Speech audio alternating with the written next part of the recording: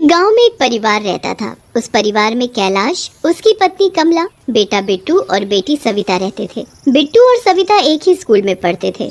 एक दिन जब दोनों स्कूल से वापस आ रहे होते हैं तो रास्ते में वो चीज खाने के लिए एक दुकान के आगे रुक जाते हैं। दुकान के आगे पहले से ही 2-4 लोग खड़े हुए होते हैं। वो सब वहाँ खड़े होकर टीवी देख रहे होते हैं। अरे वाह टीवी, जरा देखो तो इस दुकान में तो टीवी है। चलो ना, घर चलकर हम भी बाबूजी को एक टीवी लाने को बोलते हैं। तो पागल वागल हो गया है क्या? पता भी है टीवी कितना महंगा आता है। बाबूजी कभी टीवी नहीं लाएंगे। वो ले आएंगे, मैं उनको बोलूँगा तो वो जरूर ले आएंगे। हाँ हाँ ठीक है, चलो अब जल्दी घर चलो वरना माँ परेशान होगी। बिट्टू और सविता दोनों घर पहुँचते हैं। घर पहुँचते ही बिट्टू अपनी माँ को एक टीवी लाने को बोलता है। हम गरीब लोग हैं, 2 वक्त का खाना खा लेते हैं और तुम दोनों को पढ़ा लेते हैं, वही काफी है। ये टीवी वगैरह सब बेकार की चीज है, इसे दिमाग से निकाल दो। आने दो बाबूजी को, अब मैं उनको ही बोलूँगा कि मेरे लिए एक टीवी ले आए। मुझे भी टीवी पर नई नई चीजें देखनी है। हाँ हाँ बोल देना, तुम्हें भी पता चल जाएगा फिर कि तुम्हारे बाबूजी तुम्हारी कितनी बात मानते हैं। बिट्टू पूरा दिन अपने बाबूजी के आने का इंतजार करता है। जैसे ही रात को उसके बाबूजी के आने की आहट होती है, वो खुशी से चिल्लाता हुआ बाहर भागता है। अरे बेटा बिट्टू, क्या बात है, आज तो मुझ पर बड़ा प्यार आ रहा है। सच सच बताओ, तुम्हें क्या काम है? क्या बाबूजी, आप भी ना? क्या मैं आपको ऐसे ही प्यार नहीं कर सकता?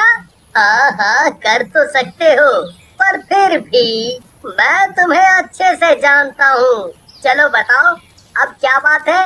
बाबूजी, वो आज हम स्कूल से आ रहे थे ना, तो रास्ते में हमने एक दुकान में टीवी देखा। मुझे भी एक टीवी चाहिए, प्लीज बाबूजी, आप भी एक टीवी ले आओ ना। अरे बेटा, टीवी बहुत पैसों से आता है और इतने पैसे हमारे पास कहाँ हैं? हम अपने घर में टीवी नहीं ला सकते, समझा करो। कैलाश के मना करने पर बिट्टू उदास होकर वहाँ से चला जाता है। वो उस रात ठीक से खाना भी नहीं खाता और ना किसी से ठीक से बात करता है। उसके दिमाग में तो बस एक टीवी घुसा हुआ होता है। वो रोज स्कूल से आते वक्त उसी दुकान के आगे खड़ा होकर उस टीवी को देखता रहता है। काफी दिन ऐसे ही निकल जाते हैं। कैलाश को अपने बेटे को ऐसे देखकर बिल्कुल अच्छा नहीं लगता, पर वो उसकी ऐसी जिद को पूरा भी तो नहीं कर सकता था।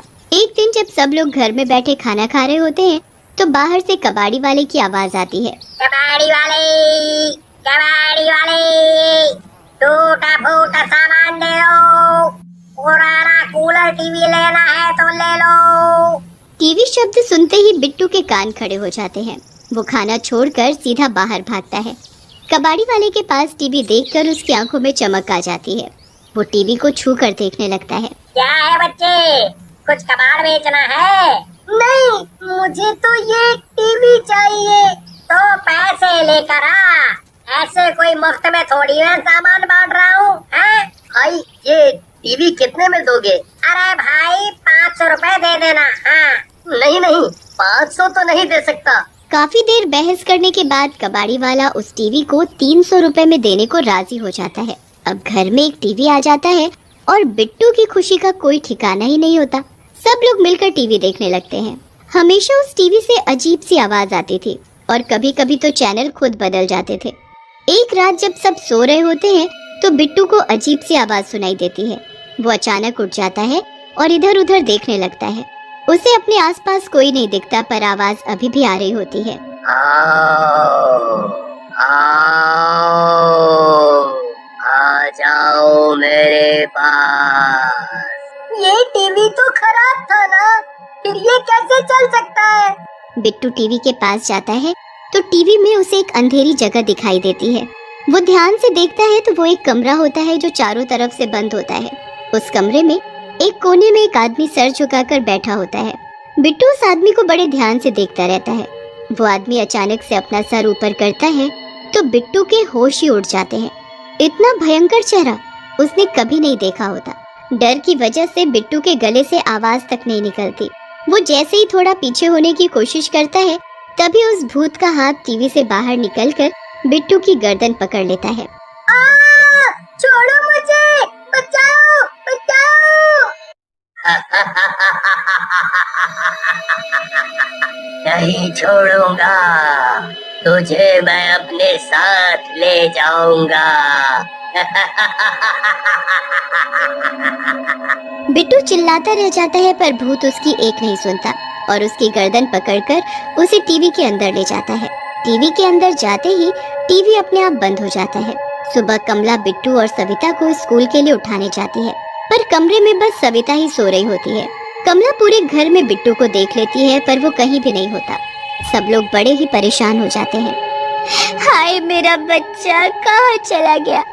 रात को ही तो मैं उसे कमरे में छोड़ कर आई थी, फिर सुबह तक कहाँ गायब हो गया? पूरे दिन बिट्टू का कुछ पता ही नहीं चलता।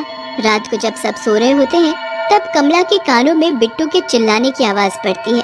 बिट्टू, बिट्टू, मेरे बच्चे। क्या हुआ कमला, तुम ठीक तो हो ना? मैंने अभी बिट्टू की आवाज सुनी, वो मुझे पुकार रहा था। चलो जल्दी उसे चल कर देखते हैं, वो यहीं कहीं है।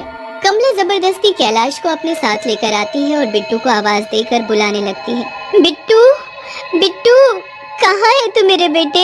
मैं यहाँ हूँ माँ, यहाँ बहुत अंधेरा है, मुझे यहाँ से बाहर निकालो माँ, मुझे बहुत डर लग रहा है। कमला और कैलाश दोनों इधर उधर देखते हैं पर बिट्टू कहीं दिखाई नहीं देता, बस उसकी आवाज ही आती रहती है। रोज रात को यही चीज होने लगती है। रोज बिट्टू की आवाज आती है पर बिट्टू कहीं दिखाई नहीं देता। ऐसे ही काफी दिन निकल जाते हैं।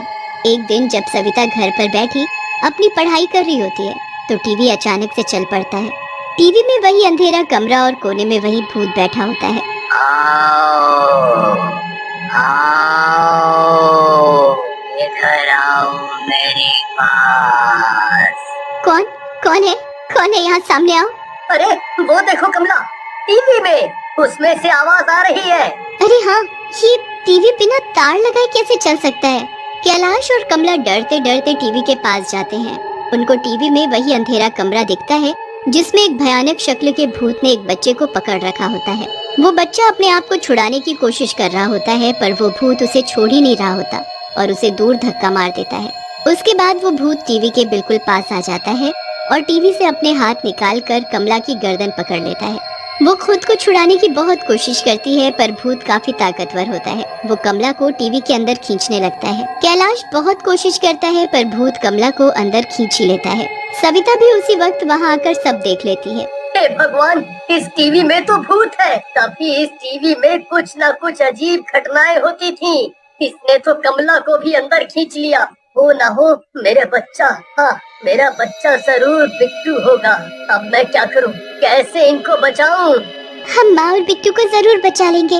एक काम करते हैं, हम अब से यहीं बैठकर इस टीवी के दोबारा चालू होने का इंतजार करते हैं। अब दोनों वहीं बैठकर उस टीवी के दोबारा चालू होने का इंतजार करते हैं। अगली रात जब टीवी वापस चालू होता है तो वही भूत वापस टीवी पर आ जाता है। वो एक अंधेरे कमरे में कमला के माँ बाप और बिट्टू एक कोने में बुरी हालत में पड़े थे। सविता हिम्मत करके उस टीवी के पास जाती है और ध्यान से उस कमरे को देखती है।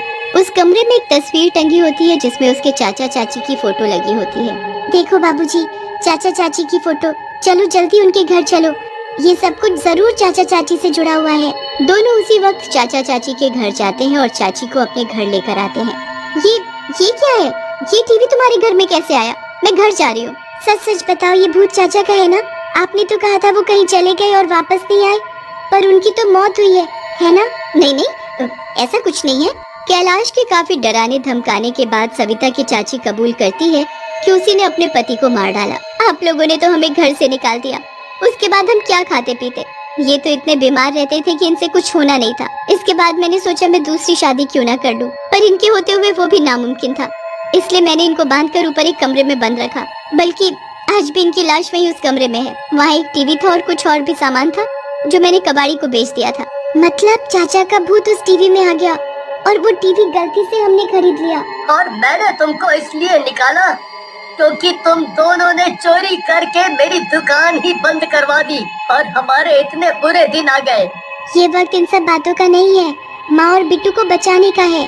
सब लोग उस बंद कमरे को जाकर खोलते हैं तो वहाँ बिट्टू और कमला बुरी हालत में बंद पड़े होते हैं और वहीं एक लाश सड़ रही होती है। कैलाश जल्दी से कमला और बिट्टू को बाहर निकालता है और अपने भाई की लाश का अंतिम संस्कार करता है। उसके बाद सब ठीक हो जाता है और उस टीवी से वो भूत गायब हो जाता है।